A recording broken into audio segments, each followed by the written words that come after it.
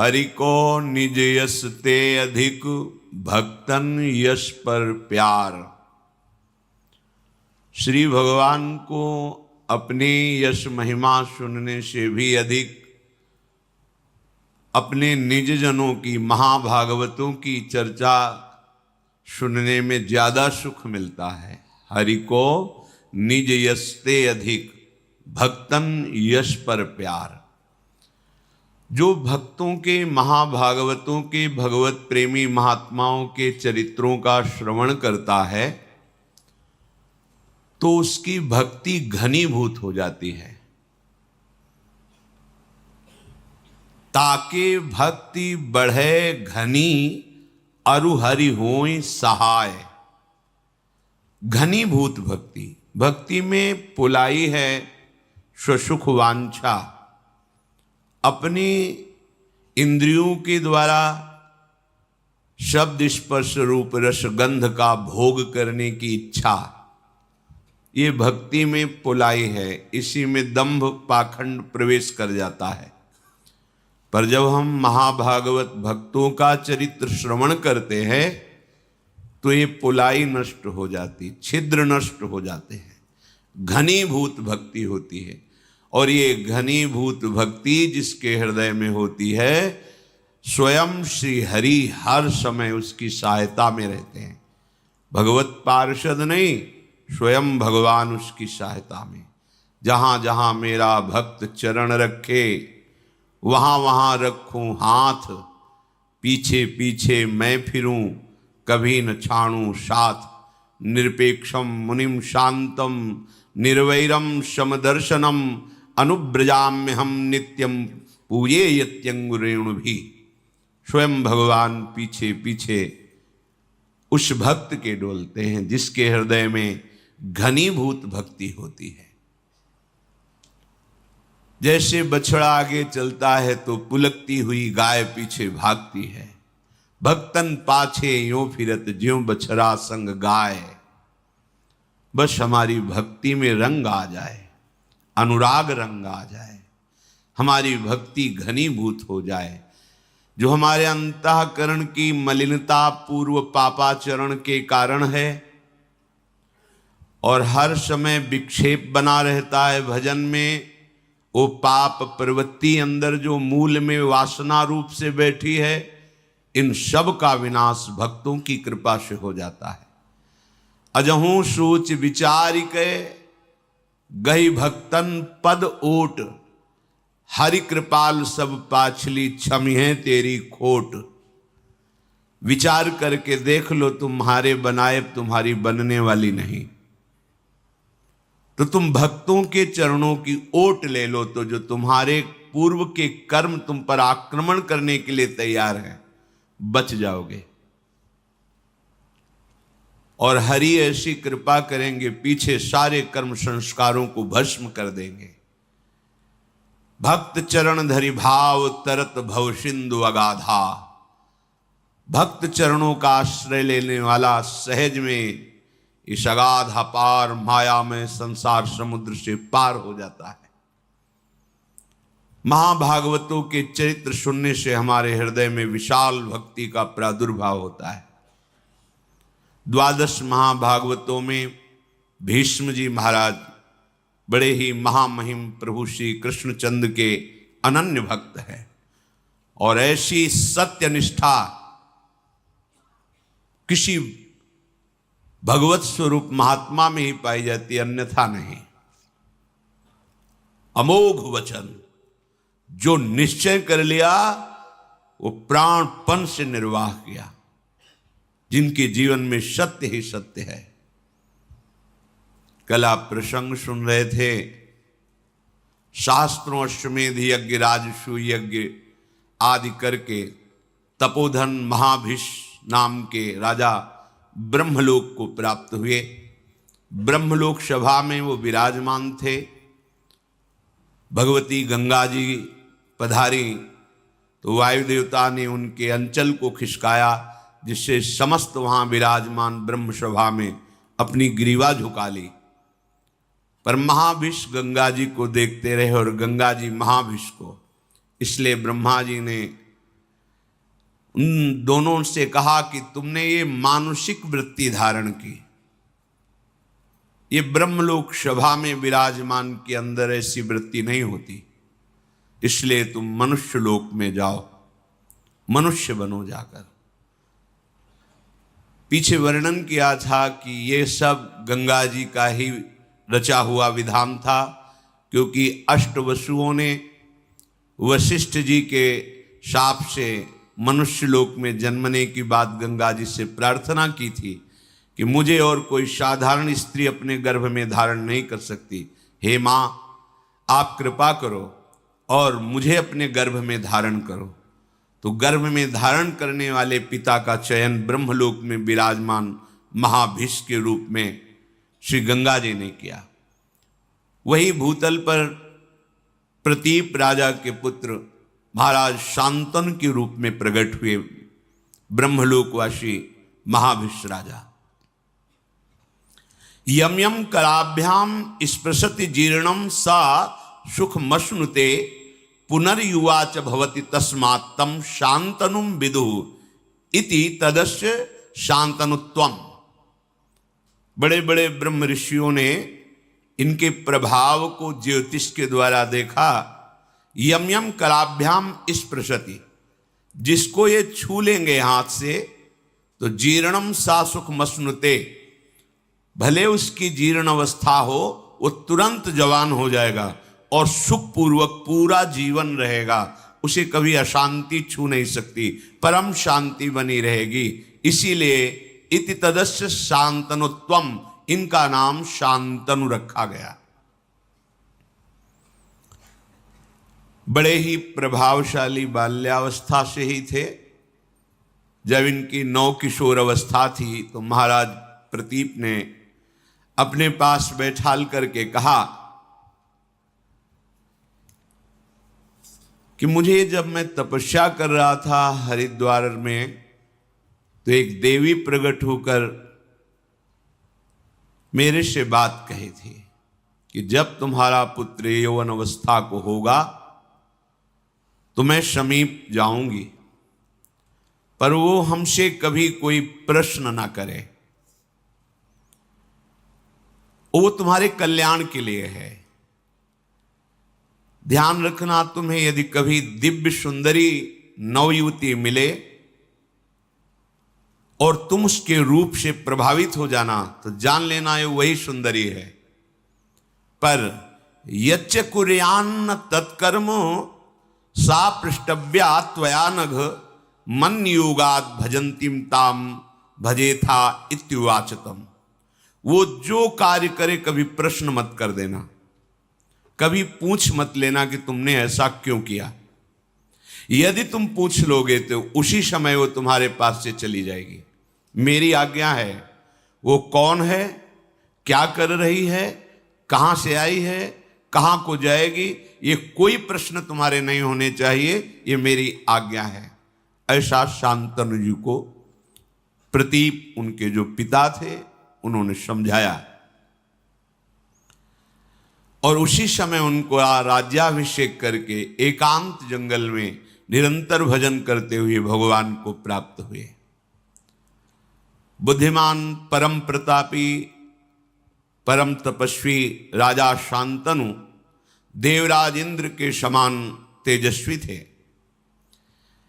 एक दिन प्रजा रक्षा के लिए रुग्ण और हिंसक, जिनके जीवित रहने पर प्रजा में संक्रामक रोग फैल सकता है, ऐसे पशु और जो घोर हिंसा स्वभाव वाले हैं, ऐसे पशुओं को प्रजा रक्षा के लिए मारने के लिए वो वन में जाया करते थे।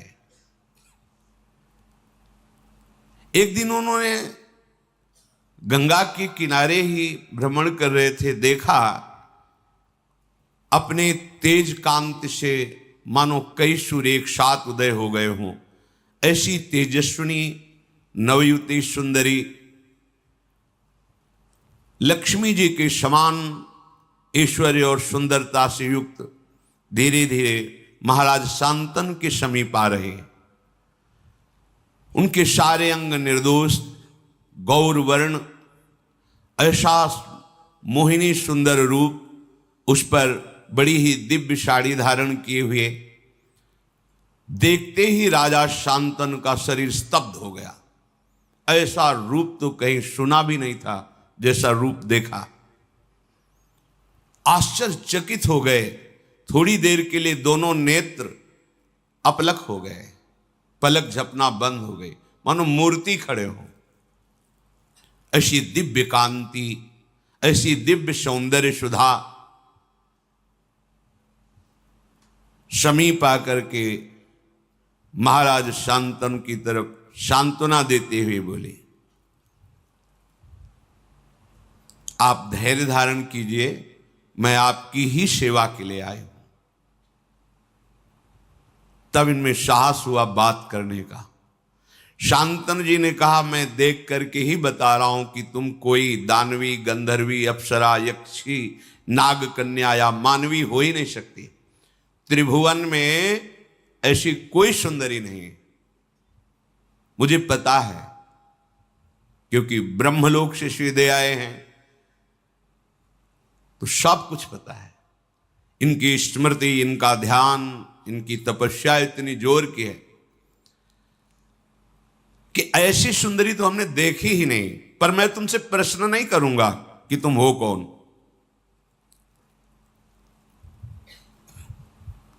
बस मेरी याचना है कि मैं आपका संग चाहता हूं।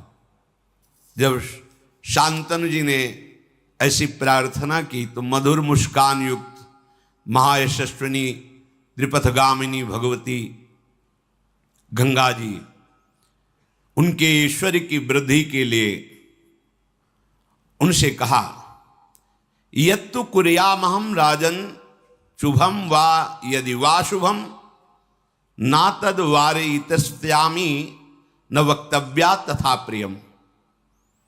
मैं आपका संग स्वीकार करती हूं, आप इस योग्य हैं, पर मैं कभी बुरा से बुरा करूं या भला से भला करूं, आप कभी प्रश्न नहीं करेंगे। कार्य में आप रोकेंगे नहीं, किसी कार्य में मुझे कभी अप्रिवचन नहीं बोलेंगे। जिस समय अप्रिवचन या कोई प्रश्न, उसी समय मैं आपसे विलग हो जाऊंगी। निश्चय मेरी ये शर्त है, यदि आप स्वीकार करें तो फिर मैं आपका संग स्वीकार करती हूं। तथेति सा सदा तूक्ता तदा भरत सत्तमो प्रहर्ष मतुलम लेभे प्राप्यतम पार्थिवोत्तमम। शांतनु जी ने कहा, तथास्तु, जैसा तुम चाह रहे हो वैसे ही हमारे आचरण होंगे, हम तुम्हारी शर्त स्वीकार करते हैं। महाराज शांतनु भगवती गंगा जी को रथ पे विराजमान करके उनकी राजधानी हस्तिनापुर में उस महल में जैसे देवराज इंद्र का महल, ऐसे महल, उसमें देवी गंगा जी को विराजमान किया। जितेंद्रिय महाराज शांतनु ब्राह्मणों को बुलाकर स्वस्ति वाचन कराया। जो पिता का आदेश जैसा था कि कुछ पूछना नहीं, कुछ नहीं पूछा, आदेश कर दिया। शास्त्रीय विधान के अनुसार इस देवी से पाणी ग्रहण संस्कार में करूंगा। जो देवराज इंद्र के समान प्रभावशाली और महाभाग्यशाली, ऐसा कौन भाग्यशाली होगा जिन गंगा जी को भगवान शंकर मस्तक पर धारण करते हैं, त्रिभुवन जिनके नाम और आचमन अवगाहन से निष्पाप होकर भगवान की प्राप्ति करता है, जो मूर्तिमान ज्ञान, वैराग्य और भक्ति का स्वरूप है गंगा जी, क्योंकि भगवान के श्री चरणों से इनका प्रादुर्भाव हुआ है। कैसा दिव्य सौभाग्य कि जिन गंगा जी का स्मरण, अवगाहन, दर्शन बड़े भाग्य से होता है, वही गंगा जी इनको अर्धांगिनी के रूप में प्राप्त हुई। महाराज शांतनु ने शास्त्र मर्यादा के अनुसार पाणी ग्रहण किया। कुछ समय के बाद एक पुत्र प्रकट हुआ। बड़ा महल में आनंद उत्सव मनाया जाने लगा। अभी आनंद उत्सव हो ही रहा था कि देवी गंगा जी ने उस पुत्र को लिया और चल पड़ी अपनी धारा की तरफ। और वहां जाकर कहा, ऐ वत्स, तुम्हें पता होना चाहिए तुम वसु हो, वशिष्ठ जी के शाप से तुम मनुष्य लोक में आए हो, मैं तुम्हें ज्यादा यहां टिकने नहीं दूंगी, जाओ तुम अपने वसु स्वरूप को प्राप्त करो। ऐसा कह के अपनी धारा में डाल दिया, तुम्हें मैं शाप से मुक्त करती हूं। और बड़ी प्रसन्न मुद्रा में फिर महल लौट आए। महाराज शांतनु भारी असंतुष्टता को प्राप्त हुई कि प्रथम बालक और इसने हत्या कर दी बालक की, पर कुछ बोले नहीं। दूसरा बालक हुआ, वही प्रक्रिया। 7 बालक प्रकट हुए, 7 को गंगा की धारा में प्रवाहित कर दिया जीवित। जब 8वां बालक गर्भ में आया, जेवी लेकर के चले। अथैनामष्टमे पुत्रे जाते प्रहसतीमिव उवाच राजा दुःखार्तः परीक्षन् पुत्रमात्मनः। जेवी चली तो महाराज शांतनु पीछे से, ये क्या तू अमंगल कर रही, कौन है तू? ऐसी तो कोई मां नहीं देखा हमने सृष्टि में जो प्रकट होते हुए अपने बालक को नष्ट कर दे। मावधि कश्य काशीत किम हिनत्सि सुतानिति पुत्रग्नि सुमहत पापम संप्राप्तम ते सुगर्हितम। अय बालकों का वध करने वाली सुंदरी, तू कौन है? किसकी कन्या है? कितनी निर्दयी हृदय की है कि प्रकट होते ही बालक को मार देती है। अय पुत्र घातिनी, अब तुझे अपना परिचय देना होगा। बड़े क्रोध से युक्त होकर मार्ग रोक लिया, कौन है तू? बड़े शांत भाव से, पुत्र काम न तेहन्मी पुत्रम पुत्रवताम वर जीर्णस्तु मम वासोयम यथा सा समय कृतः। अय पुत्र की इच्छा रखने वाले नरेश, तुम मेरा परिचय नहीं जानते, इसीलिए कटु वचन बोल गए। पुत्रवानों में तुम महाभाग्यशाली पुत्रवान हो गए। नहीं मारूंगी इस पुत्र को, क्योंकि तुमने टोक दिया, रोक दिया और मेरी शर्त भूल गए। मेरा समय समाप्त हुआ। जानते हो मुझे, मैं कौन हूं? मैं त्रिपथगामिनी भगवती गंगा हूं, कोई पुत्र घातिनी या कोई पापिनी नहीं हूं। हाथ जुड़ गए शांतनु के। गंगा जी, बड़े बड़े महर्षियों के द्वारा सेवित मैं हूं। केवल वसुओं का कार्य पूर्ण करने के लिए, उनको गर्भ में धारण करने के लिए, उनकी प्रार्थना से मैं आई हूं। ठीक है, तुमने टोक दिया। ये 8वां पुत्र महातेजस्वी महाभाग देववसु है।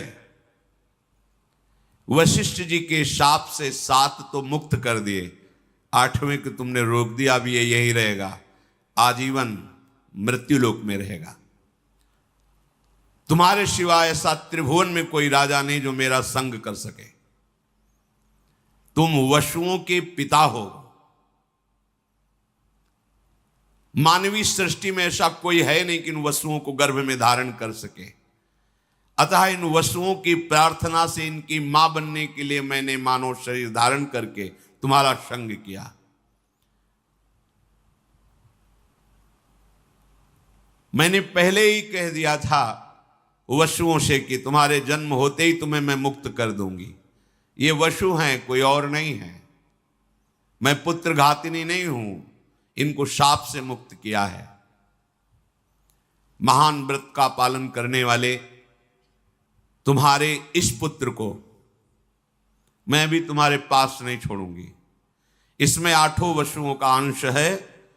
ये जब संपूर्ण विद्याओं में कुशल हो जाएगा तो तुम्हें स्वयं मिल जाएगा। आप निश्चिंत रहना। जब ये बालक मिले तो इसका नाम देवव्रत गंगादत्त ऐसा नाम पुकारना। गंगा जी ने महाराज शांतनु को जो अपना परिचय दिया तो अवाक हो गए। मेरी पत्नी के रूप में भगवती गंगा जी थी। अगर पहले बता देते तो शायद उनकी साहस वृत्ति इतनी ना पड़ती।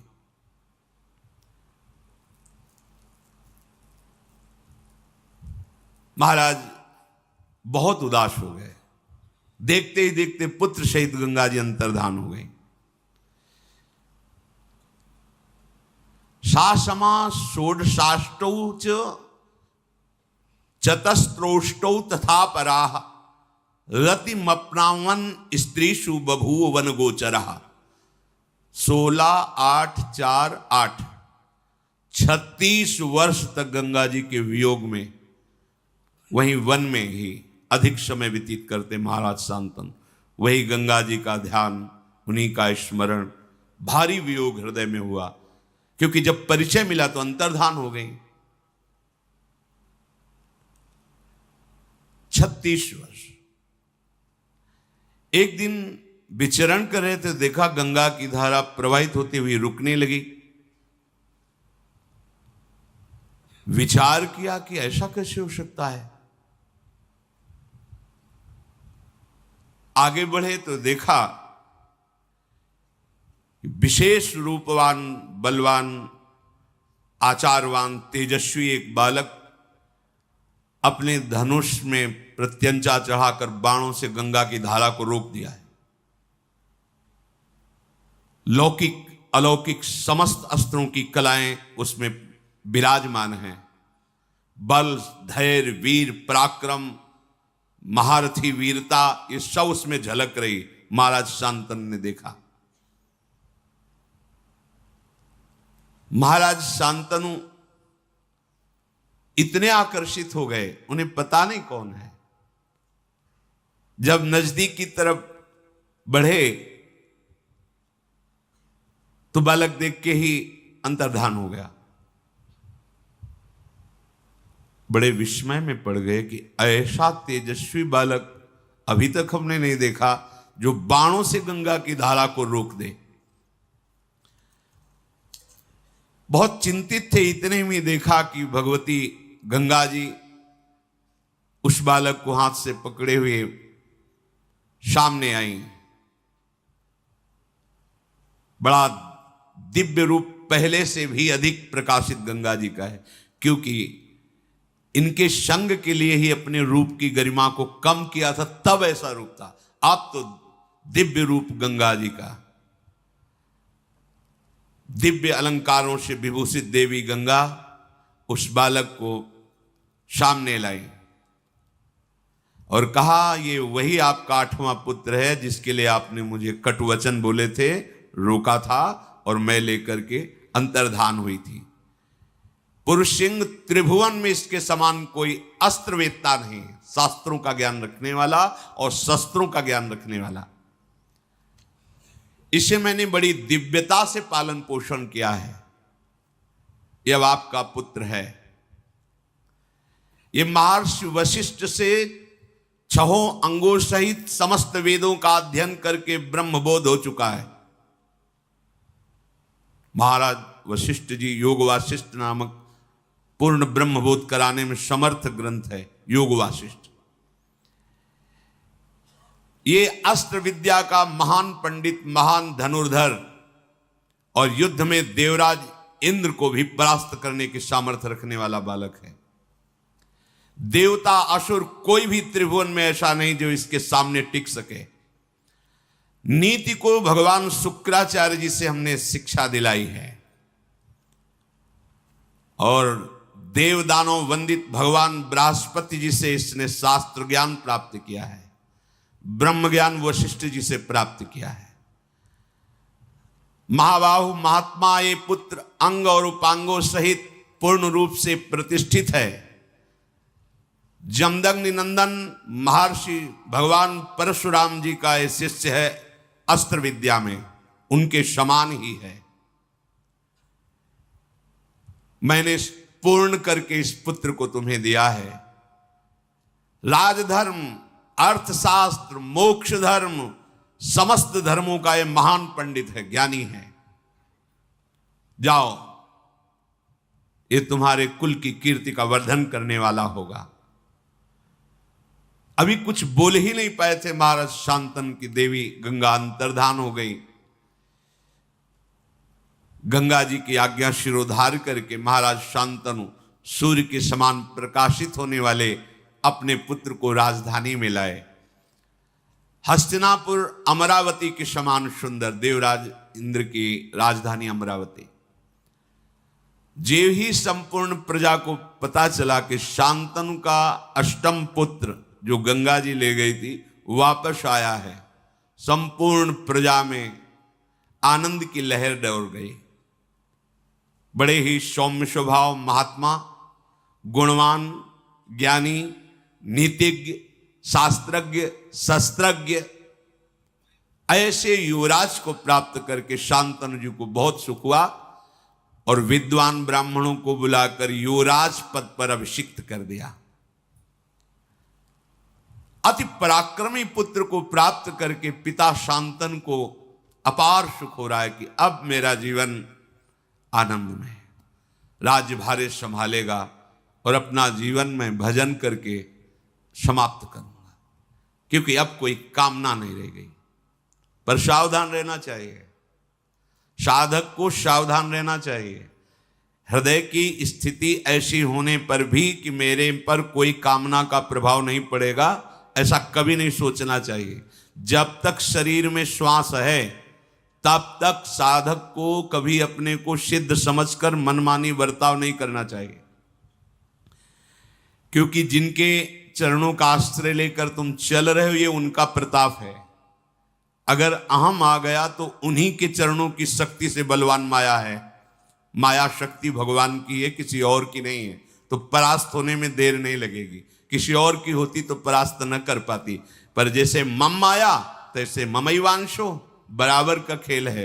अगर अहंकार कर लिए तो गिर जाना पड़ेगा, या इतना विश्वास कर लिए कि अब मुझे कोई परास्त नहीं कर सकता। नहीं, यही डर ही डर हरिवंश हित, जिनो भ्रमय गुण सलिल पर, जिह नाम न मंगल लोक त्यों, सुहरिपद भज न विलंब करे। डरते रहो, कभी कोई हमारी वृत्ति को चुरा न ले। जो एक एक वृत्ति हम अपने आराध्य देव श्यामा श्याम के चरणों में समर्पित करते हैं, उसे कोई चुरा न ले। महाराज शांतनु पूर्ण काम होकर युवराज पद पर वो विराजमान, और सब शास्त्रों का, शस्त्रों का ज्ञान, बड़ी प्रसन्नता है। आगे चलकर ये सम्राट पद पर बैठे और अब वो एकांत सेवन करने लगे। एक दिन उनको ऐसी सुगंध आई कि खींचे चले गए उस सुगंध में, घ्राणेन्द्र में। 4 योजन तक सुगंध जाती थी, योजनगंधा। खिंचते हुए उस सुगंध को लक्ष्य करके जब पहुंचे तो वहां देखा एक नौका में मूर्तिमान मानो सुंदरता विराजमान हो, ऐसे एक देवी विराजमान है। श्याम नेत्र हैं, किशोर अवस्था है। देखते ही महाराज का चित्त जो कह रहा था कि अब तो पूर्णता है, अब कुछ नहीं चाहिए, बदल गया। कश्य तुमश काचासी किंचा भीरु चिकीर्षसी, तुम कौन हो, किसकी पुत्री हो और यहां नाव में कैसे बैठी हो? चक्रवर्ती सम्राट है। खड़ी हो गई आसन से, नाव से प्रणाम किया और कहा, राजन आपका सदैव मंगल और कल्याण हो। मैं निषाद की कन्या हूं और मेरे महामनस्वी निषाद जो पिता हैं वो बिना शुल्क लिए यहां से आने जाने वाले ऋषियों की या जो भी आए जाए निशुल्क हम नौका की सेवा करती हैं। जैसे ये बोला महाराज शांतनु तो बिक गए, शब्द सुनकर, रूप देख करके, क्योंकि यही भगवान श्री कृष्ण उदयपान व्यास देव जी की माता हैं। भगवान का अवतार हो चुका है उनके गर्भ से। आगे स्वयं वर्णन करेंगे। अभी नौ यौवन अवस्था में प्रवेश हुआ था कि भगवान पाराशर जी नदी से पार जाने के लिए नाव में बैठे, तो मस्तक पर देखा कि इसका तो संयोग है और इसके गर्भ से मेरे अंश से भगवान का प्रादुर्भाव होने वाला है।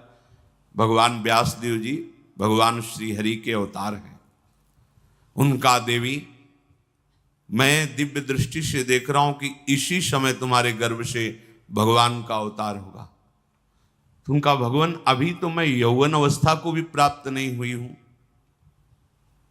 तत्काल उनके अंदर यौवन अवस्था का आविर्भाव हो गया। भगवान मेरे शरीर से मछली की सी दुर्गंध आती है। तत्काल योजनों सुगंध से आकृष्ट अभी आए ना महाराज शांतनु, सुगंध ही सुगंध। महाराज दिन का प्रकाश है, भारी कोहरा पैदा कर समर्थ भगवान पाराशर जी।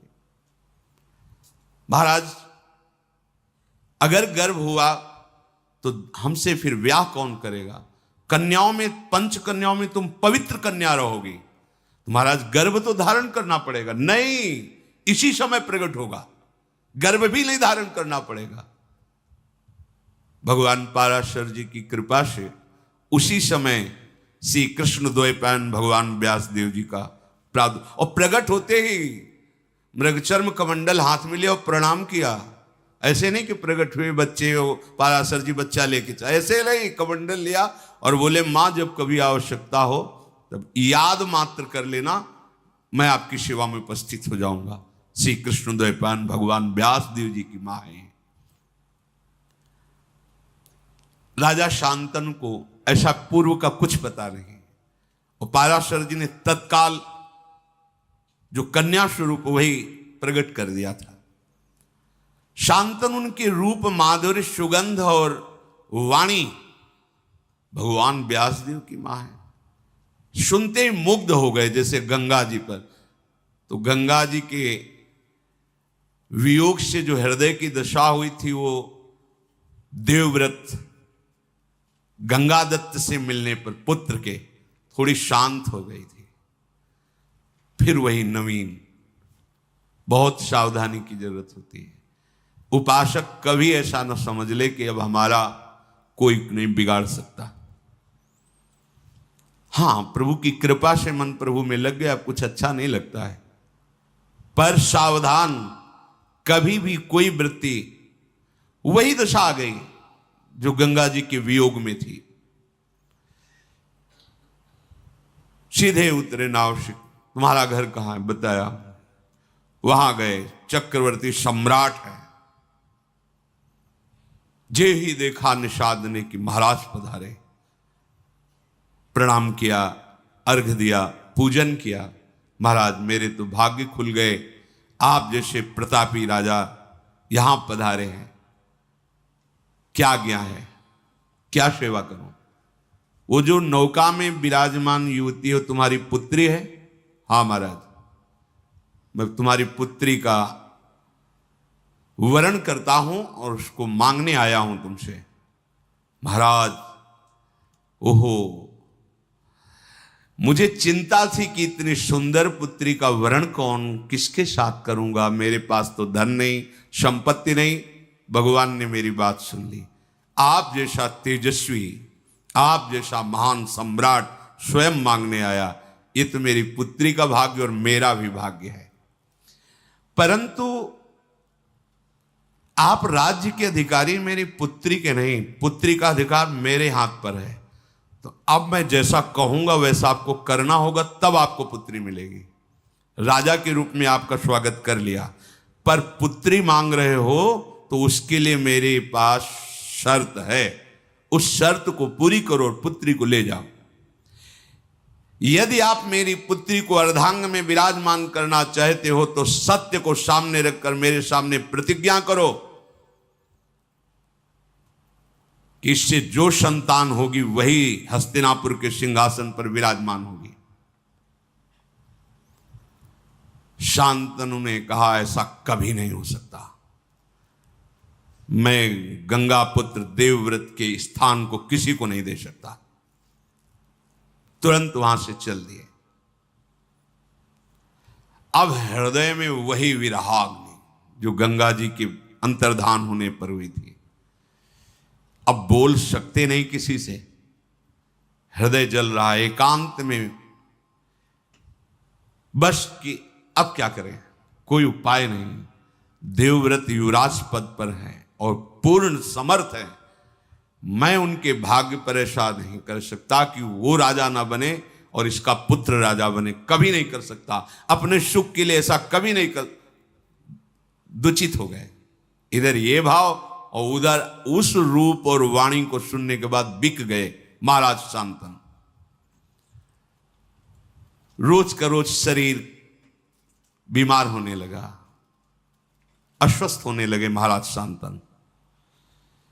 देवव्रत ने एक ही दृष्टि में देखकर पहचान लिया कि कोई आंतरिक विषय है जिस पर महाराज अस्वस्थ हो रहे हैं। जाकर के प्रणाम किया और कहा, पिताश्री आपका कुशल मंगल। भूमंडल का क्या कोई ऐसा भी नरेश है जो आपकी आज्ञा का पालन नहीं कर रहा?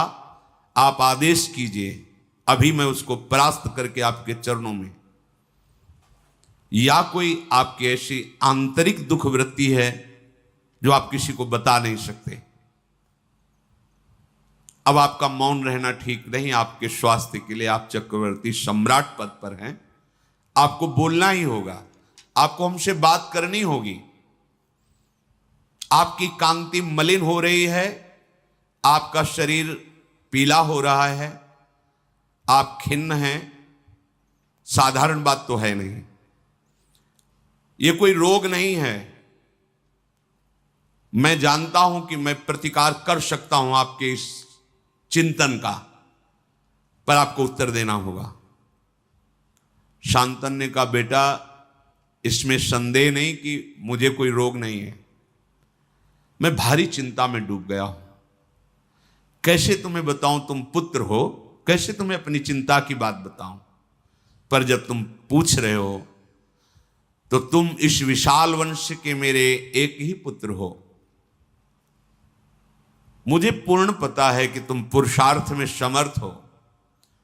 मुझे पूर्ण विश्वास है हस्तिनापुर के सिंहासन की योग्य भी तुम ही हो। पर मैंने एक नवयुवती देखी तो मैंने विचार भी किया कि अगर एक पुत्र पे कोई संकट आ जाए तो पूरा का पूरा सिंहासन खाली। इस भाव की पूर्ति के लिए भी, और मेरा मन भी आसक्त हो गया है, इसके लिए मैं द्वितीय विवाह करना चाहता था, पर ऐसी शर्त रख दी कि मैं उसे निर्वाह नहीं कर सकता। तुम्हारा कल्याण हो, तुम आनंदित रहो, तुम शूरवीर हो, कभी किसी बात को सहन ना कर सको ऐसा नहीं। धैर्यवान हो, मेरी बात को छुपाओ और तुम राज्य सेवा में लगो। मैं संदेह में पड़ गया हूं, जब तक ये संदेह निवृत्त नहीं होगा तब तक मुझे शांति नहीं मिलेगी। अपने पिता के हितैषी बूढ़े मंत्रियों को बुलाया और कहा, साफ साफ बताओ। पिता ने बताया नहीं। किससे आसक्त हैं पिताजी, क्या शर्त है? तो उनका, मैं इतना जानता हूं कि कोई निषाद राज की कन्या है, पर शर्त क्या है मुझे पता नहीं, ये तो सारथी ही बता सकता है, क्योंकि महाराज का सारथी महाराज के साथ वहां तक गया था, हम सब पीछे ही थे। देवव्रत जी ने पिता के सारथी को बुलाया और प्रणाम किया, क्योंकि पिता के ही तुल्य सम्मान नहीं होता है, और कहा, महाप्राज्ञ अर्थात तुम परम ज्ञानी हो, जो मैं पूछ रहा हूं पिता के हित के लिए, राजा के हित के लिए पूछ रहा हूं, सत्य बोलना। किससे मेरे महाराज का अनुराग हो गया है? तुम सत्य परिचय बताना, और क्या शर्त है? उनका, महाराज वो कोई राजकुमार की कन्या नहीं है, राजा की कन्या नहीं है, वो एक धीवर की कन्या है, पर इतनी सुंदरी है कि मैंने भी ऐसी सुंदरता नहीं देखी। आपके महाराज ने जाकर के मांगा स्वयं कि मुझे पत्नी के रूप में वरण करने के लिए अपनी कन्या दे दो, तो उसने शर्त रख दी कि इसके गर्भ से जो पुत्र होगा वही हस्तिनापुर का सम्राट पद स्वीकार करेगा। आपके पिताजी वहां से तुरंत चल दिए कि मैं ऐसा कदापि नहीं कर सकता। इसके बाद ऐसी दशा को प्राप्त है, अब आपको जैसा उचित लगे। देवव्रत ने समस्त वृद्ध मंत्रियों को बुलाया और भी विशिष्ट अधिकारियों को, क्योंकि युवराज पद पर हैं, और बिना सूचना के अपने पिता के सारथी को लेकर वहां पहुंचे निषाद के घर में। जो ही निषाद ने देखा कि देवव्रत अपने मंत्रिमंडल के साथ पधारे हैं, विधिवत पूजा करके पृथ्वी पर माथा रख करके प्रणाम किया और कहा, आज मेरे भाग्य खुल गए कि आप गंगा पुत्र देवव्रत हमारी कुटिया में पधारे, अहो भाग्य। उन्होंने कहा, यहां मैं पूजा स्वीकार करने नहीं आया, याचना करने आया हूं। क्या शुल्क रखा है आपने अपनी पुत्री के लिए? जो भी चाहोगे मैं तुम्हें दूंगा, पर मेरे पिताश्री के लिए तुम्हारी ये कन्या चाहिए। महाराज, वो तो स्पष्ट मैंने कह दिया था कि हमारी पुत्री के गर्भ से जो पुत्र होगा वही राज सिंहासन पर बैठेगा। और महाराज शांतनु के आप अकेले पुत्र हैं, शस्त्रधारियों में श्रेष्ठ हैं, आपके सामने कोई टिक नहीं सकता, मुझे पता है। तो भला मैं अपनी पुत्री के पुत्र की रक्षा के लिए ऐसा वरदान क्यों ना मांगूं? कहीं आपकी भ्रकुटी बिगड़ गई तो? ये कन्या मेरी नहीं है, ऐसा मत समझना कि निषाद की कन्या है। ये आर्य पुरुष की संतान है। ये गुणों में आपके समान है, जन्म भी आपके समान ही महापुरुषों से हुआ। इसका मछली के उदर में सत्यवती जी को निकाला था निषाद ने, इसीलिए पिता कहे गए। सत्यवती की योग्य अगर भूमंडल में है तो केवल महाराज शांतनु ही है, मुझे पता है, पर मैं बिना शर्त के नहीं दे सकता। इस शर्त का तुम्हें पालन करना होगा, क्योंकि मुझे पता है यदि आप गुस्सा हो गए तो आपका शत्रु चाहे गंधर्व हो या देवता हो या कोई दैत्य हो, आपके सामने टिक नहीं सकता। फिर सत्यवती का बालक अगर कोशिश भी करेगा तो राज सिंहासन के समीप भी नहीं पहुंच सकेगा, क्योंकि आप जैसा महारथी है। इसलिए मैं अपनी पुत्री नहीं दे सकता जब तक आप या आपके पिता ऐसा वचन नहीं देते। बस अगर ये बात आप पूर्ण कर लें तो निषाद के ऐसा कहने पर समस्त मंत्रियों और राज पदाधिकारियों के सामने कहा कि मैं अपने पिता का मनोरथ पूर्ण करने के लिए ये प्रतिज्ञा करता हूं कि कभी राज सिंहासन पर नहीं बैठूंगा। युवराज पद पर हूं तो जीवन भर सिंहासन की रक्षा करूंगा, और जो तुम्हारी पुत्री से पुत्र होगा वही राज सिंहासन पर, ये मैं प्रतिज्ञा करता हूं। बोले, महाराज ये दोष युक्त हमें इसमें दिखाई दे रहा है, क्योंकि आज तक कोई ऐसा पुरुष पैदा नहीं हुआ कि आपका विरोध सह सके। तो आप तो ऐसा बोल गए, लेकिन जब आप ब्याह करेंगे और आपका पुत्र पैदा होगा तो उसने तो संकल्प नहीं किया, वो तो मार के गिरा देगा और सिंहासन पर बैठेगा। जब उसे पता चलेगा कि आप युवराज पद पर थे और ऐसा हुआ तो बर्दाश्त नहीं करेगा। महाराज मुझे डर लग रहा है ऐसा आपके कहने पर भी।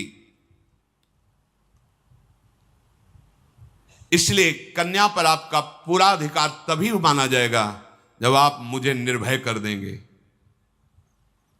सत्यवती के हित के लिए राजाओं के मंत्रियों के बीच में आपको वो बात कहनी होगी जिससे मैं निर्भय हो जाऊं। और मैं जानता हूं कि आप कभी हंसी में भी मिथ्या नहीं बोलते, इसलिए आप जो बोलेंगे मैं स्वीकार करूंगा। पर आपका पुत्र सिंहासन का अधिकारी बनेगा तब किसका बस चलेगा? निषाद राज के अभिप्राय को समझकर सत्य धर्म में तत्पर रहने वाले देवव्रत ने अपने पिता का प्रिय करने की इच्छा से बड़ी ही कठोर प्रतिज्ञा की, जो किसी देवता, किसी दैत्य, किसी मानव ने आज तक नहीं की अपने पिता के लिए।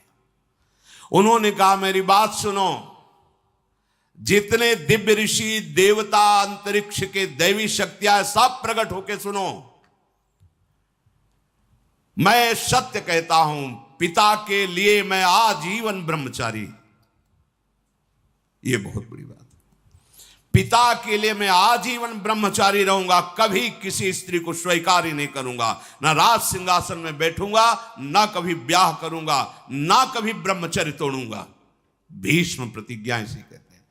समस्त देवी देवता ऋषि मुनि इसके साक्षी बने कि आज अभी तक तो ब्रह्मचारी है, आजीवन ब्रह्मचर्य रहूंगा, कभी राज सिंहासन पर नहीं बैठूंगा, अपने पिता के सुख के लिए। महाराज,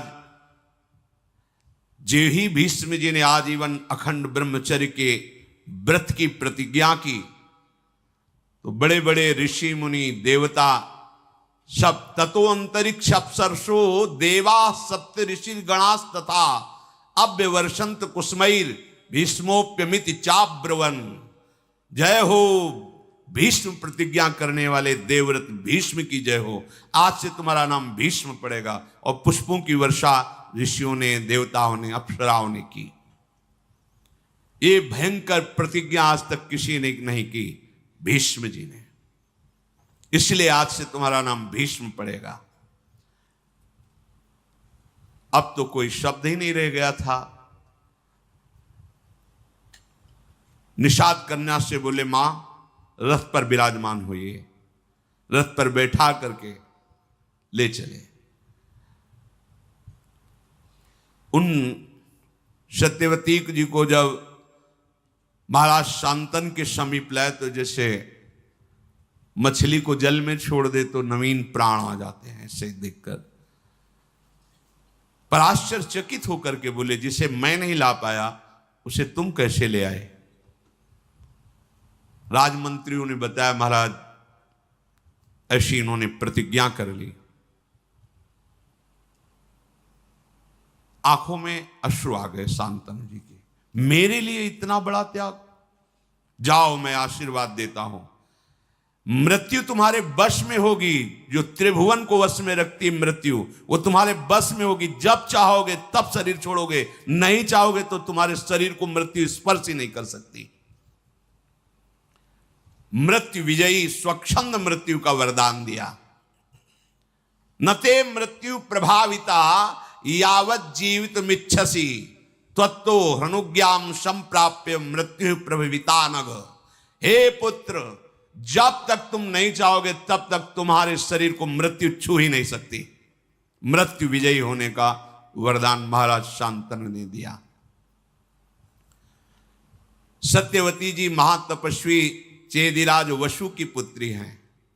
पालन निषाद राज ने किया। शांतनु ने ज्योतिषाचार्यों से जान करके कि विशुद्ध वसु की कन्या है, शास्त्रीय विधि से विवाह किया। महल में विराजमान हुए। कुछ काल के पश्चात सत्यवती जी के गर्भ से शांतनु का बुद्धिमान पुत्र चित्रांगद प्रकट हुआ, जिसका नाम चित्रांगद रखा गया।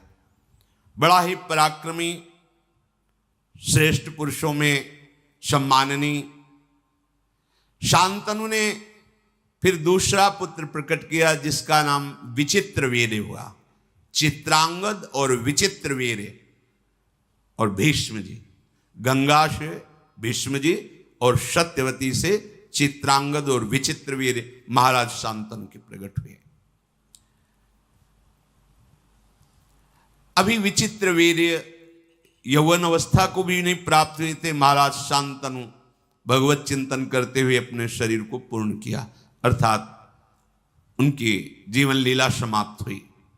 शांतनु के शरीर छोड़ने के बाद सारा का सारा भार भीष्म जी के ऊपर, क्योंकि अभी बालक ही थे। सत्यवती जी से सम्मति लेकर शत्रुओं का दमन करने वाले भीष्म जी ने चित्रांगद को राज्य पर बिठाया, राज सिंहासन पर चित्रांगद नवीन अवस्था थी, इसलिए वह अभिमान को शासन में नहीं कर पाए। क्योंकि ऋषि कुल में तो रहे नहीं, राजमहल में रहे तो इतना अभिमान बढ़ गया था कि जो भी सामने बात करता, हस्तिनापुर के और संरक्षक भीष्म जी, वो सबका अपमान करके व्यवहार करते।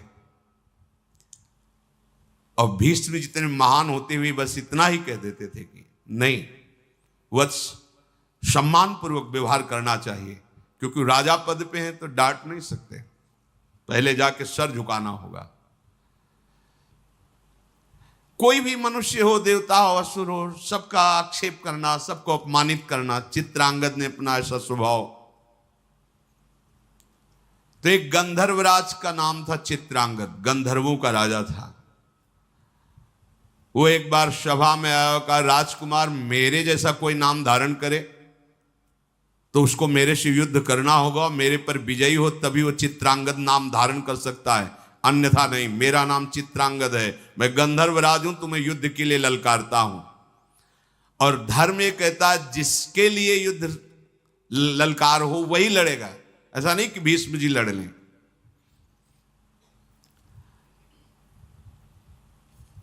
सभा से सम्मति पास हुई और कुरुक्षेत्र में चित्रांगद राजकुमार और गंधर्वराज चित्रांगद का युद्ध हुआ। अब वो माया युद्ध का स्वामी चित्रांगद जो गंधर्वराज है, मार डाला चित्रांगद राजकुमार को। कुछ नहीं कर सकते क्योंकि द्वंद्व युद्ध है, ऐसा नहीं कि उसमें बचाव पक्ष या भीष्म जी अस्त्र चला दे, नहीं, धर्म कहता है ऐसा। अगर द्वंद्व युद्ध में जिसको ललकारा गया है और उसने ललकार स्वीकार किए तो वही निर्णय करेगा, वो मारे गए। अब तो हस्तिनापुर में बड़ी शोक की लहर छा गई। चित्रांगद के मारे जाने पर शांतनुनंदन भीष्म जी ने उनकी अंत्येष्टि क्रिया कराई। विचित्रवीर अभी बालक ही थे, पर सत्यवती जी से सलाह करके मंत्रियों से उनको राज सिंहासन पर अभिषेक किया, राजा के पद पर विराजमान किया। भीष्म जी आज्ञा के अधीन रह करके सिंहासन की पूर्ण रक्षा, बैठे केवल वो बालक ही तो हैं। चित्रांगद के मारे जाने पर विचित्रवीर अभी बहुत छोटे थे, पर राज्य का भार अर्थात सिंहासन पर उन्हें विराजमान किया गया। भीष्म जी रक्षा करते। अब धीरे धीरे नवकिशोर अवस्था आई। सत्यवती जी ने कहा कि भीष्म, इनके ब्याह की व्यवस्था तुम्हें करनी पड़ेगी, क्योंकि प्रायः ये बात थी कि निषाद कन्या से महाराज शांतनु ने ये पुत्र प्रकट किए, तो जैसे कोई बड़े बड़े राजा लोग स्वयंवर करते तो प्रायः निमंत्रण आदि के लिए। भीष्म जी से सत्यवती जी ने कहा कि इनके ब्याह की व्यवस्था करनी होगी। गुप्तचरों ने बताया कि काशी में स्वयंवर की रचना हो रही है, काशी राज की तीनों कन्याएं स्वयंवर में वर का वरण करेंगी। भीष्म जी ने माता सत्यवती से कहा कि मुझे ही जाना पड़ेगा। आज्ञा ली। महारथियों में श्रेष्ठ शत्रु विजयी भीष्म अकेले सारथी को लेकर के वाराणसी पहुंचे और स्वयंवर सभा में जब प्रवेश किया तो बहुत से राजा बैठे हुए थे, सब देख के तालियां बजा के हंस दिए, वाह बाल ब्रह्मचारी। अब ब्याह का मन हुआ है, क्योंकि स्वयंवर में तो वही आएगा जिसका ब्याह का। अरे भाई, हम तो बड़ा सम्मान करते थे कि शांतनुनंदन भीष्म की अमोघ प्रतिज्ञा है, और ये क्या हुआ, ये तो यहां स्वयंवर में ब्याह करने के लिए आ गए। और खूब हंसी मजाक राजाओं ने। जब ऐसी हंसी उड़ाने लगे तो भीष्म जी बड़े धर्मात्मा थे। कहा कि तुम लोगों की निर्लज्जता से हमें कोई फर्क नहीं पड़ता है, तुम व्यर्थ में उपहास मत करो। मैं हस्तिनापुर सिंहासन की तरफ से आया हूं, महाराज विचित्रवीर के लिए इन कन्याओं को स्वयंवर से अपहरण करके ले जाऊंगा। तुम में जिसकी सामर्थ्य हो, तो मैं हस्तिनापुर की तरफ से हूं। मैं अपने लिए स्वयंवर में नहीं आया, मैं हस्तिनापुर सिंहासन की तरफ से आया हूं। सिंहासन में विराजमान महाराज विचित्रवीर के लिए इन कन्याओं को मैं बलपूर्वक अपहरण करके ले जाऊंगा। तुम में जिसकी सामर्थ्य हो मुझसे युद्ध करे। मैं धर्म के अनुसार हर कार्य करता हूं। सभा में भीष्म जी ने कहा कई प्रकार के विवाह होते हैं जिनको मुझे पता है, मैंने धर्मशास्त्रों का गुरुजनों से स्वाध्याय किया है। कन्या को यथाशक्ति वस्त्राभूषणों से विभूषित करके गुणवान वर को बुलाकर उसे कुछ धन देकर उसके साथ ब्याह करना, ब्राह्मणों की उपस्थिति में उसे ब्राह्म विवाह कहते हैं। और धन नियत करके कन्यादान करना, धन ले करके कन्यादान करना, उसे आसुर विवाह कहते हैं। बलपूर्वक कन्या का अपहरण करना उसे राक्षसी विवाह कहते हैं। और वर और कन्या की ही परस्पर केवल अनुमति से विवाह होना गांधर्व विवाह कहलाता है। अचेत अवस्था में पड़ी हुई कन्या को उठा ले जाना और विवाह कर लेना उसे पिशाच विवाह कहते हैं। कुछ लोग वर और कन्या को एकत्र करके स्वयं उनसे प्रतिज्ञा कराते हैं कि हम दोनों गारस्थ धर्म का पालन करेंगे। फिर कन्या का पिता दोनों की पूजा करके अलंकार युक्त कन्या का वर के लिए दान करता है। ये प्राजापत्य विवाह कहलाता है। कुछ लोग आर्ष विधि करके ऋत्वज को कन्या देते हैं। इस प्रकार विवाहित होने वाले दैव विवाह की रीति से वो पत्नी प्राप्त, इसे दैव विवाह कहते हैं। ये 8 प्रकार के विवाह का वर्णन मैंने किया। मुझे धर्म का ज्ञान है। क्षत्रिय स्वयंवर की प्रशंसा करते हैं और स्वयंवर में बलवान राजा जबरदस्ती उन राजकुमारियों का अपहरण करके ले जाए, ऐसी विधान है। इसलिए धर्म के अनुसार मैं इन कन्याओं का अपहरण करता हूं अपने महाराज विचित्रवीर्य के लिए।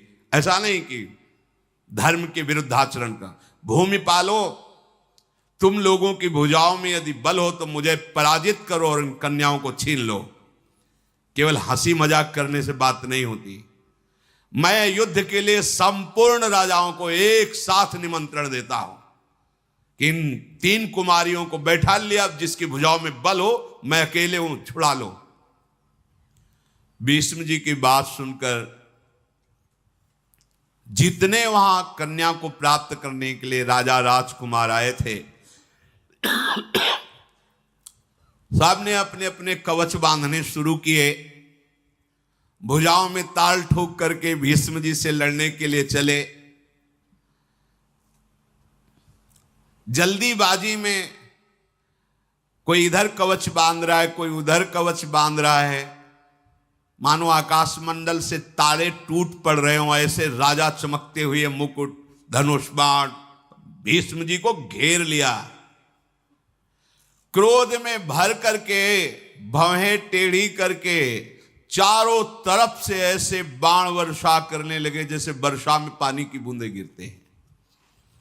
भीष्म जी ने दिव्यास्त्र के द्वारा सब बाणों को भस्म कर दिया। रोंगटे खड़े हो गए राजाओं के। एक साथ इतने राजाओं का आक्रमण। संपूर्ण शस्त्रधारियों में श्रेष्ठ भरत कुलभूषण भीष्म जी ने क्षण भर में समस्त योद्धाओं को पराजित कर दिया। कन्याओं को साथ लेकर राजधानी हस्तिनापुर की तरफ प्रस्थान किया। पीछे से आवाज आई, भीष्म रुको। तो मुड़ करके देखा तो महारथी शाल्व पीछे से ललकार रहा था। शाल्व का शारीरिक बल असीम था। बलवानों में महाबलवान साल्वराज उन 3 कन्याओं में से बड़ी कन्या जो अंबा थी, उससे पहले से इनकी मित्रता थी और यह निश्चय हुआ था कि स्वयंवर में वरण इन्हीं का होगा। भीष्म जी को कुछ पता नहीं था, उन्होंने तो अपहरण कर लिया। शत्रु सेना का संहार करने वाले भीष्म जी ने ललकार सुनी, रथ मोड़ दिया। बड़ा भयंकर युद्ध हुआ शाल्व का और भीष्म जी का। महारथी भीष्म जी ने क्षत्रिय धर्म का आश्रय लेकर शाल्व से युद्ध प्रारंभ किया। शाल्व ने भीष्म जी के ऊपर बड़े अस्त्रों का संधान किया, पर आश्चर्यचकित कर देने वाली बात, एक भी अस्त्र भीष्म जी का स्पर्श नहीं कर पा रहा, पहले ही भीष्म जी उसको नष्ट कर देते। युद्ध में ऐसी फुर्ती कहीं देखी नहीं गई जैसी भीष्म जी के अंदर। शांतनु नंदन भीष्म जी ने शाल्व से कहा खड़ा रहे। तो उसके सारथी को मारा, उसके घोड़े को मारा, और जैसे पक्षीराज गरुण सर्प को दबोच लेते हैं ऐसे साल्व को बड़ा पराक्रमी साल्व। भीष्म जी ने उसे घुटने के बल करके कहा जा तेरे प्राण छोड़ता हूं, आवाज मत कर, वापस चला जा। इंद्रास्त्र के द्वारा उसको मूर्छित करके सावधान करके जा, प्राणदान करता हूं, तुझे मारूंगा नहीं। शाल्व निराश होकर के चला गया। शत्रु नगर पर विजय पाने वाले भीष्म जी महाराज उन कन्याओं को लेकर के हस्तिनापुर में प्रवेश किया। काशीराज की कन्याओं को जैसे अपनी छोटी बहन को लेकर जाया जाता, ऐसे भीष्म जी लेकर गए। विचित्रवीर्य अभी पूर्ण यौवन अवस्था को भी प्राप्त नहीं हुए थे। भीष्म जी के पराक्रम द्वारा हर कर लाई हुई सर्व सद्गुण संपन्न कन्याओं को लाकर सत्यवती जी से कहा स्वयंवर से जीत कर लाए और विचित्रवीर्य के साथ इनका पाणी ग्रहण करो। जब विचित्रवीर्य के साथ विवाह की तैयारी होने लगी तो अंबा ने कहा कि महाराज भीष्म से कि मैंने तो समझा था तुम महावीर अपहरण अपने लिए कर रहे हो, मैं इनके लिए नहीं हूं। तुम अपहरण करके लाए हो, तुम स्वीकार कर सकते हो, अन्यथा मैं तुमसे प्रार्थना करती हूं कि शाल्व नरेश से मेरा मन राजी था और स्वयंवर में मैं उसी का वरण करती। आपने गलत कर दिया। यदि आप वरण करो तो आप हरण करके लाओ, आपका अधिकार है। अगर आप वरण नहीं करते तो मैं फिर स्वेच्छा से इसको स्वीकार नहीं करूंगी। मैंने साल्वराज का वरण किया था। धर्मज्ञ भीष्म जी ने ये बात जब सुनी तो भीष्म जी ने कहा मुझे पता नहीं था। ब्राह्मण मंडली बुलाई, सुंदर रथ पे बैठाला और कहा इनको सम्मान के साथ सालों के पास ले जाओ। स्वयं धर्म के ज्ञाता थे। अब जो शेष दो कन्याएं बची अंबिका और अंबालिका, भीष्म जी ने शास्त्रोक्त विधि के अनुसार विचित्रवीर्य के साथ पाणी ग्रहण, वो बहुत प्रसन्न हुई। विचित्रवीर्य समझ नहीं पाए कि कैसे गृहस्थ धर्म में चला जाता है। नवीन अवस्था थी और वो सुंदरी कन्याएं जो पत्नी के रूप में मिली। विचित्रवीर्य अश्वनी कुमार के समान सुंदर थे। वो कन्याएं भी सुखी हुई कि चलो हमें ऐसा पति मिला, चक्रवर्ती सम्राट पद पे हैं। पर महाराज वो एकांत सेवन में ही अपना समय नष्ट करने लगे। विचित्रवीर्य उन दोनों पत्नियों के साथ वर्षों तक एकांत में ही रहे। इससे क्या हुआ, असंयम के कारण रागक्षमा रोग हो गया। अधिक स्त्री संयोग के कारण एकांत स्थान में वो समझ नहीं पाए कि गृहस्थी धर्म की भी कला है। ऐसे नहीं कि आप असंयमित होकर व्यवहार करें, नहीं, शास्त्र मर्यादा के अनुसार चले। इसीलिए पहले गुरुकुल भेजा जाता था, गुरुजनों से शास्त्र स्वाध्याय, फिर गृहस्थ में जाया जाता था। ब्रह्मचर्य जीवन है, ब्रह्मचर्य त्याग ही मृत्यु है। जो ब्रह्मचर्य का खिलवाड़ करते हैं गृहस्थ धर्म में, ऐसा नहीं कि आप जैसा चाहो वैसा बर्ताव करो, ऐसा नहीं, एक संयम है। ब्रह्मचर्य ही जीवन है और ब्रह्मचर्य नाश ही मृत्यु है। ये चक्रवर्ती सम्राट पद पर है, किसी भी तरह की कोई असुविधा नहीं। राज वैद्यों के द्वारा इनका भोजन परीक्षण करके ही भेजा जाता है। ऐसे पवित्र और सुंदर वंश में प्रकट हुए, ऐसे कामासक्त हो गए कि जिस दिन से ब्याह हुआ एकांत सेवन ही और राजक्षमा रोग उनको हो गया। अब तो बड़े विश्वसनीय वैद्यों ने पूरी चेष्टा की राजक्षमा निवारण की, पर नहीं हो पाई। देखो, एक मन अन्न पाने पर 40 किलो सब भोजन, जब 40 किलो भोजन हमारा लीवर पचाता है तब एक बार संतान उत्पन्न करने योग्य ब्रह्मचर्य पुष्ट होता है, एक बार। अब जो मनमानी आचरण कर रहे हैं, अब आप इसी से अनुमान लगा जी, फिर हड्डियों से भी सब, फिर वो दुर्दशा अभी नहीं समझ में आएगी। यौवन अवस्था है, आगे चलकर समझ में आएगी, जीना मुश्किल हो जाएगा। मन शांत, तन शांत। देखो ना, वैद्यों ने बहुत उपाय किया पर नहीं हो पाया। यौवन अवस्था आते आते महाराज का जीवन सूर्यास्त हो गया। विचित्र वीर्य पधार गए, हाहाकार मच गया, क्योंकि चित्रांगद को गंधर्वराज चित्रांगद ने मार दिया और विचित्र वीर्य कामाशक्ति में पधार गए। सिंहासन पर बैठने वाला कोई नहीं। गंगानंदन भीष्म जी ने अंत्येष्टि क्रिया की और शोक में डूब गए। अब क्या होगा?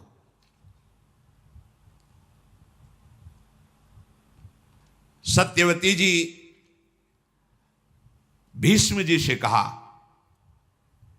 बेटा जो मैं बात कहने जा रही हूं हो सकता है तुम्हें पसंद ना हो, पर मेरी आज्ञा, धैर्यपूर्वक सुनना। तुम शास्त्र और शस्त्र दोनों के ज्ञाता हो, पितृकुल मातृकुल दोनों के रहस्य को जानने वाले हो। तुम गंगा नंदन हो अर्थात पवित्र हो। बेटा तुम्हारी एक एक वृत्ति धर्म में स्थित है। पर अब मैं बात जो बार बार लड़खड़ा रही है कहने से, जो मैं बात कहने जा रही हूं वो धैर्यपूर्वक सुनना। सिंहासन खाली है। विस्तृत और संक्षेप दोनों से धर्म का रास्ते तुम जानते हो। श्रुति और वेदों को तुम जानते हो। तुम्हारी धर्मनिष्ठा, सदाचार, संयम और तुम्हारी बुद्धि शुक्राचार्य और बृहस्पति जैसी है। इसलिए धर्मात्माओं में श्रेष्ठ भीष्म, तुम्हें मैं जिस कार्य में लगाना चाहती हूं, कहने में संकोच हो रहा है, पर मैं आशा करती हूं मेरी आज्ञा का पालन करोगे। तुम्हारा भाई ही है विचित्रवीर्य। छोटी अवस्था में शरीर छूट गया, कोई पुत्र नहीं हुआ। ये दोनों सुंदरी राजकुमारियां जो विचित्रवीर्य की पत्नी बनी, अभी युवा अवस्था को है।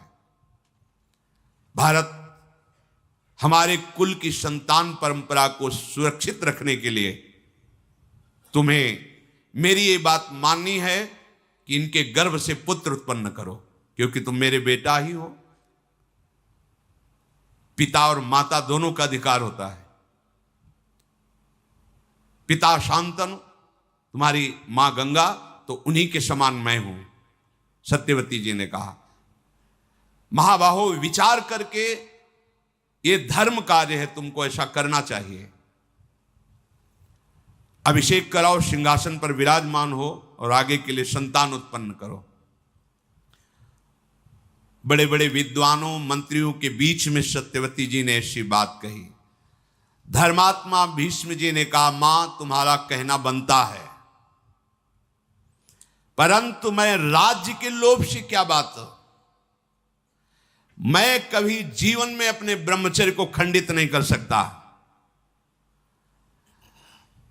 तीनों लोगों का राज्य प्राप्त हो रहा तो भी मैं तिलक नहीं लगवा सकता सिंहासन के लिए। जो प्रतिज्ञा की किसी भी स्थिति में नहीं तोड़ सकता। तीनों लोगों का राज्य, देवताओं का साम्राज्य और समस्त सुख एक साथ मेरे सामने आ जाए तो भी मेरी सत्य प्रतिज्ञा को तोड़ने असंभव, ऐसा नहीं हो सकता।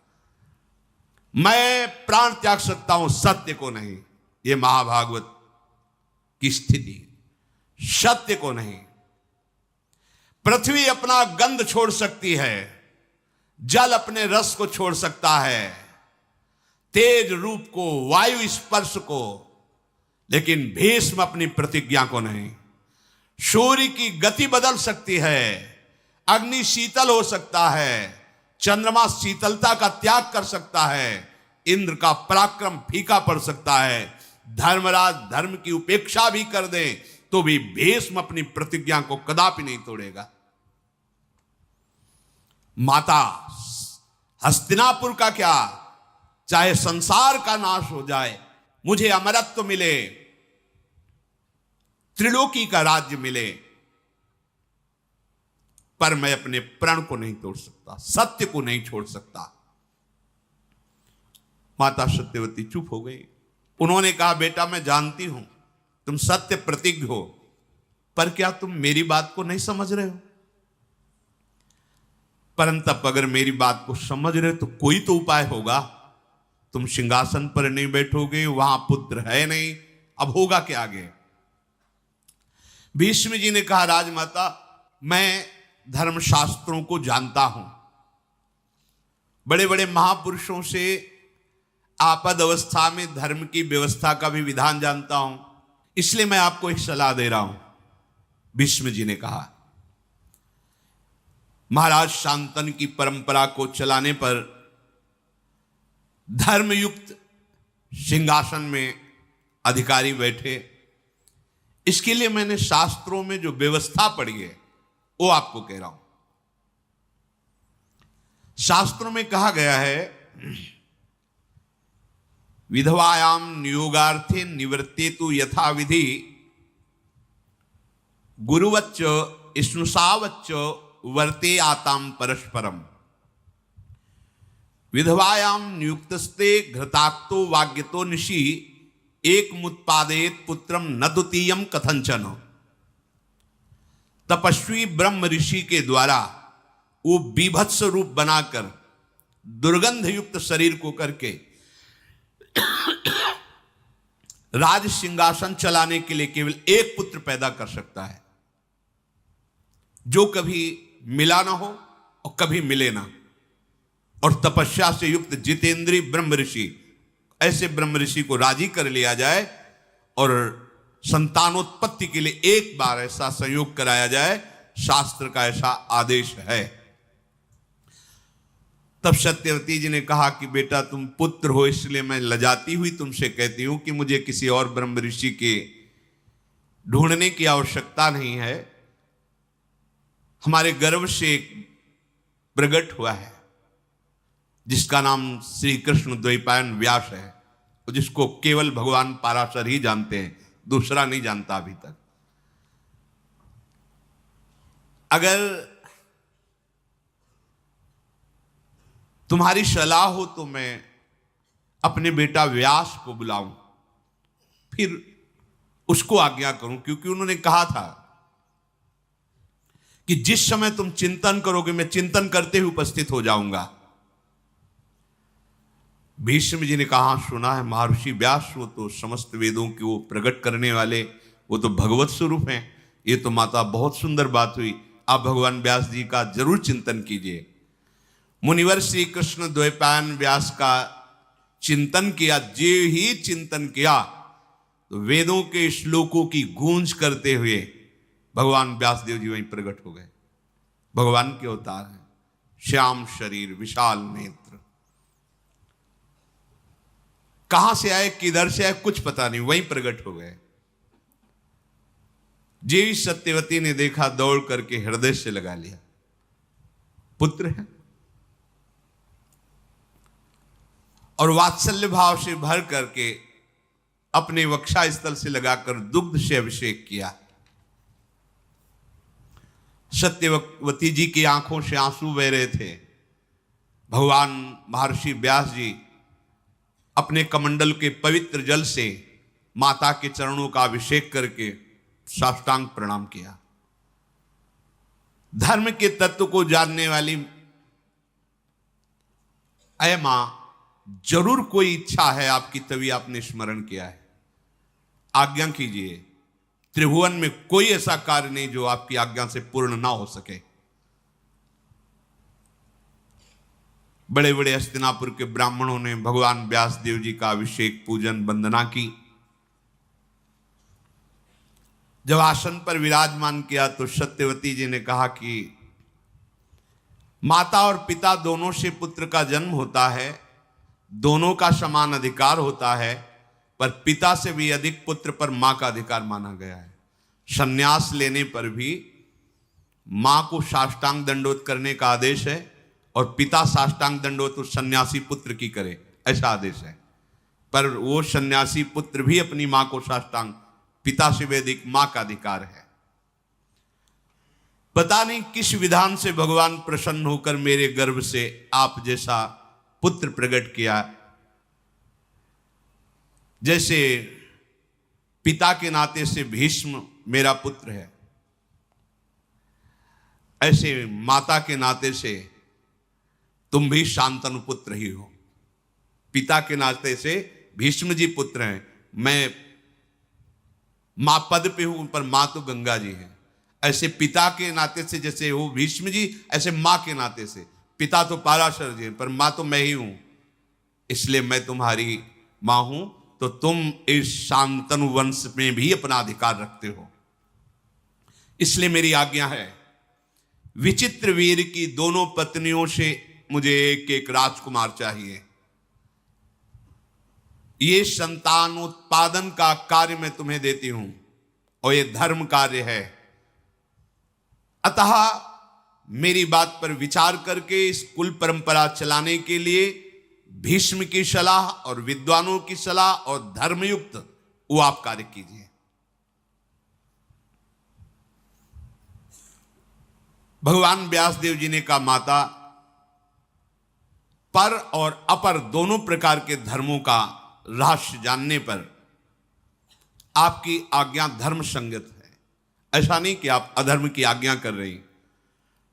मैं किसी कामना के वशीभूत होकर नहीं, आपकी आज्ञा पालन करने के लिए जो आप कहेंगे मैं उसका पालन करूंगा।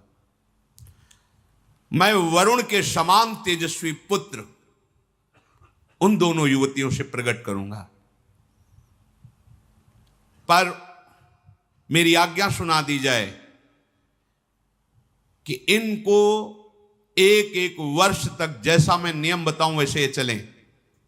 सत्यवती जी ने कहा, ये सब बातें बंद करो, मुझे एक वर्ष नहीं, मुझे अभी गर्भ चाहिए।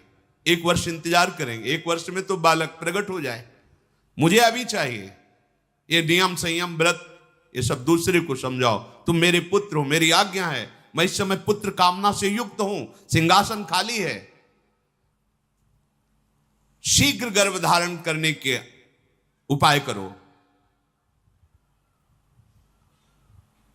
राजा का राज्य सुरक्षित रहना प्रजा के लिए बड़ा सुखकर होता है।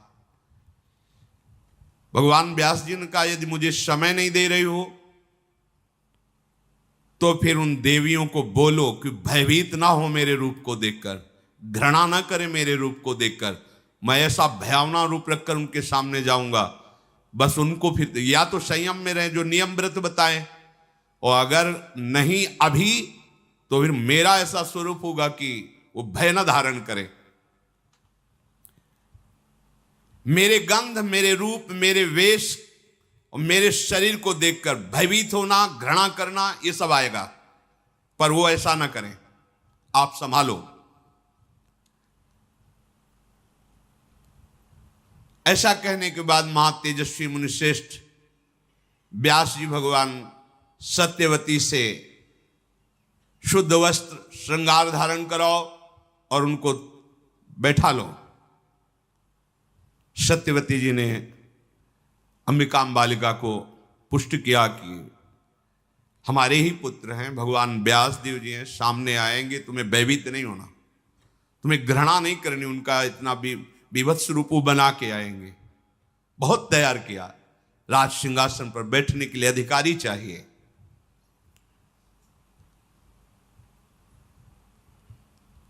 तुम इस भरत वंश का उद्धार करने के लिए इतना मन में हिम्मत रखना कि भगवान व्यास जी के प्रति कोई घृणा भाव या भय भाव ना आने पावे। धर्म का आचरण करने वाली सत्यवती जी ने अपनी बधुओं को तैयार किया। भगवान व्यासदेव जी पधारे, सत्यवती फिर गई और कहा, सावधान, भयभीत मत होना, घृणा मत करना। भीष्म आदि बड़े बड़े सब महारथी पवित्र ब्राह्मण जन सब भगवत चिंतन कर रहे हैं कि भगवान राज सिंहासन के योग्य जो पुत्र चाहिए वो भगवान व्यासदेव जी की कृपा से वो भयभीत ना हो जाए। सत्यवादी भगवद अवतार महर्षि व्यास जी अंबिका के महल में गए, शरीर से दुर्गंध फैला दी। जैसे ही प्रवेश करें दुर्गंध पूरे महल में उनके शरीर से।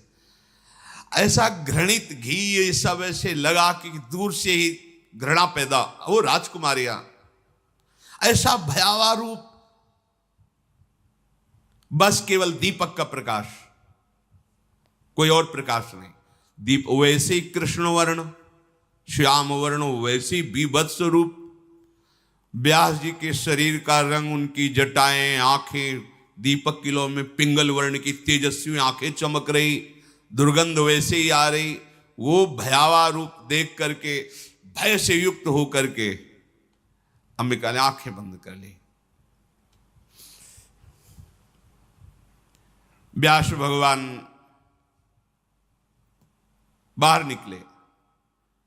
सत्यवती जी ने आकर पूछा, बेटा अंबिका को गर्भधारण होगा, उनके राजकुमार होगा? तो उन्होंने कहा, माता 10,000 हाथियों का उसकी भुजाओं में बल होगा, बड़ा विद्वान होगा, राजर्षियों में श्रेष्ठ होगा, परम सौभाग्यशाली होगा, महापराक्रमी होगा, अत्यंत बुद्धिमान होगा, पर आंखों से अंधा होगा। क्योंकि भयवश कहा था, भयभीत मत होना। वो रूप ही बना के गए थे और संकल्प किया। महापुरुषों में बड़ी सामर्थ्य होती है, जिनके संकल्प से अनंत ब्रह्मांडों का सृजन होता है। तो 2 गर्भों को धारण कराना कौन सी बात होती। पर वो सामने जे भी गए, भयभीत होकर आंख मूंद ली, तो बताया सब होगा पर अंधा होगा। व्यास जी की बात सुनकर माता ने कहा कि कुरुवंश का राजा अंधा, ये उचित नहीं है। नहीं नहीं, ऐसा नहीं। देखो, जब तुम हमारी कामना की पूर्ति के लिए आए हो, तो तुम दूसरा पुत्र प्रकट करो जो राजा के योग्य होना चाहिए। भगवान व्यासदेव जी अंतर ध्यान हो गए। कुछ समय बाद पुत्र प्रकट हुआ, जो आंखों से अंधा, शरीर से अष्टपुष्ट। सत्यवती जी ने भगवान व्यासदेव जी का चिंतन किया। कहा, नहीं नहीं नहीं, बिल्कुल नहीं, हमें पुत्र चाहिए जो सिंहासन के योग्य हो। फिर व्यास जी को तैयार किया और दूसरी, क्योंकि शास्त्रीय विधान एक ही बार पुत्र प्रकट करने का, दूसरी पत्नी को, जो विचित्र वीर की थी, तैयार किया। महर्षि फिर उसी रूप में सामने गए। वो भयंकर नेत्र तेज पीली पड़ गई, पूरा शरीर एकदम भयवश, एकदम पांडुवर्ण पीली, कांतिहीन पांडुवर्ण की हो गई। आंखें तो खुली रखा, भयभीत विषादग्रस्त। भगवान व्यासदेव जी बाहर आए। सत्यवती जी ने पूछा, बेटा बालक? हां, बलवान होगा, नेत्रवान होगा, पर पांडुरोग से ग्रसित होगा, पांडुरंग का ही होगा। अब क्या करें? इसका नाम पांडु होगा। और भगवान व्यासदेव जी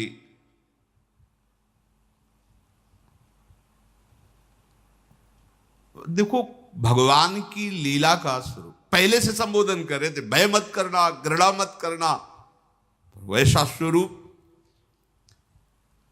सत्यवती जी ने भगवान व्यासदेव जी से कहा, एक और पुत्र प्रकट कर दो। तो उनका मां धर्म के विरुद्ध नहीं, तो उनका बेटा, मां का आदेश सब धर्मों के ऊपर होता है। समझो मेरी बात, मां का तो इतनी सामर्थ्य होती है ना, वो सर्व धर्मों को प्रकट करने वाली है, इसलिए तुम मेरी बात मानो। महर्षि ने कहा, यद्यपि एक ही पुत्र का शास्त्र आदेश करता है, 2 पत्नियां थी, दोनों के पुत्र हो गए, पर आप अपने मात्र धर्म के बल पर हमें आदेश करती हैं, तो तथास्तु, हमने वचन दिया, जैसी आप आज्ञा करोगी वैसा हम पालन करें। बड़ा बल होता है माता की आज्ञा में। भगवान शंकराचार्य जी जब सन्यास लेने के लिए, तो माता की अनुमति के बिना सन्यास नहीं लिया जाता। जाओ वो भले दुखी मन से कहे पर उसकी शब्दावली होनी चाहिए, आज्ञा होनी चाहिए। माता ने आज्ञा ही नहीं दी तो भगवान शंकराचार्य जी ने एक लीला रची। गंगा स्नान करने गए तो माया से मगरमच्छ प्रकट कर दिया। वो भगवान शंकराचार्य जी को बोले माँ माँ मगरमच्छ खा रहा है। अब वो भयो वृद्धा थी, उनका बेटा कैसे बचोगे? बोले सन्यास के लिए हाँ कह दो तो ये छोड़ देगा। बोले हाँ ले लेना बेटा सन्यास। मगरमच्छ अंतर ध्यान, अनुमति हो गई। बाहर निकली, उनका बेटा हमारी आज्ञा है, कोई दूसरा है नहीं। जब शरीर पूरा हो तो अंत्येष्टि क्रिया तुम्हारे हाथ से होनी चाहिए। बोले वचन दिया। तो आद्य गुरु भगवान शंकराचार्य जी की जब मां पधारी तो दंड अपने शिष्यों को देकर अंत्येष्टि क्रिया अपनी मां का बहुत बड़ा स्थान होता है। महर्षि भगवान व्यास देव जी ने तथास्तु, जैसा तुम चाह रही हो वैसा ही करेंगे। अंबालिका ने समय आने पर पांडुवर्ण के पुत्र को जन्म दिया जो दिव्य कांति से उद्भासित हो रहा था। वही महाधनुर्धारी पांडव के पिता पांडु के रूप में, और वो जो नेत्रहीन प्रकट वो धृतराष्ट्र के रूप में। अब जब अंबिका को फिर कहा कि भगवान व्यास देव जी पधारेंगे, पहले ही भयभीत होकर आंख बंद कर ली थी। अब महारानी के राजमाता की आज्ञा तो मानना पड़ेगा। तो एक बहुत ही सुंदर दासी थी। वहां कौन देखने आता है कि राजकुमारी मतलब विचित्रवीर की पत्नी बैठी या दासी बैठी? तो दासी को आभूषणों से सुसज्जित करके मैं देखना भी नहीं चाहती ऐसा रूप जो एक बार देख चुकी हूं, तू बैठ जा सैया पे। अपनी दासी को जो बहुत ही सुंदर, उसको क्या भय का, भयभीत मत होना एकदम। तो दासियां वैसे भी प्रवीण और चतुर होती हैं। महर्षि भगवान व्यासदेव के आने पर प्रसन्न मुद्रा में हाथ जोड़ करके प्रणाम करते हुए, कोई भय नहीं, कोई दुर्गंध नहीं, कोई पीला हरा नहीं पड़ना। दासी बड़ी चतुर प्रवीण। महर्षि व्यास जी बाहर निकले। सत्यवती जी ने कहा बालक कैसा होगा? तो उनका दासी पुत्र होगा। दासी पुत्र कैसे? तो बोले दासी तो विराजमान थी, वो दोनों राजपत्नियां थोड़ी थी। लोक में साक्षात धर्म का अवतार माना जाएगा। भगवान के अंश स्वरूप विदुर जी, महात्मा विदुर जी, ये भगवान व्यासदेव जी से प्रकट किए। परम ज्ञानी, परम धर्म, ये साक्षात विदुर जी धर्मराज हैं, साक्षात धर्मराज।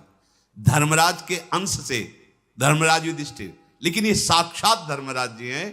कई बार सत्संग में सुनाया है मांडव्य ऋषि की कथा कि उनको चोरों के साथ आश्रम से बांध करके राजा के पास ले गए। राजा ने शूली में चढ़ा दिया, सबको शूली से उतारा गया मरने के बाद। पर आप पद्मासन लगाए बैठे थे तो शूली निकली ही नहीं तो काट दी गई। तो राजा से कहा तुम डरो मत, मैं तो सीधे धर्मराज से बात करूंगा। वो अंतर्ध्यान होकर यमपुरी पहुंचे। धर्मराज ने स्वागत सम्मान किया तो उन्होंने कहा कि मैंने जीवन भर तपस्या की है, गुदाद्वार में शूली अब भी धसी हुई है, क्या पाप मैंने किया? तो उनका महाराज कोई भी दंड बिना पाप के नहीं मिलता, आप देख लीजिए। तो जैसे अपने नहीं सीरियल लगा दे तो चलता है, ऐसे उनके सामने चला। 8 वर्ष के थे, एक तितली की गुदा में बम्बूल का बड़ा कांटा ऐसे करके छोड़ दिया। उसका फल मिला कि उनके गुदा में शूली। अवश्य में भोक्तव्यम कृतम कर्म शुभाशुभम। तब उन्होंने मांडव्य ऋषि ने कहा कि ये धर्म का न्याय तो नहीं है। 8 वर्ष की अबोध अवस्था का बालक हित या अहित का ज्ञान नहीं रखता। पहली बात मैं मर्यादा स्थापित करता हूं कि 14 वर्ष के पहले के किए हुए पापों का किसी भी बालक को कोई फल नहीं मिलेगा। मतलब 14 वर्ष के आगे के पापों की गणना होगी, पीछे की नहीं। ये महाराज मांडव्य। और तुम एक बार मृत्युलोक में जाओ और स्वाद लो कैसा होता है मृत्युलोक। यहां बैठे बैठे हिसाब किताब करते हो। साक्षात मांडव्य ऋषि के शाप से धर्मराज विदुर जी के रूप में प्रकट हुई। शेष चर्चा इन महाभागवतों के आगे। श्री राधा वल्लभ लाल।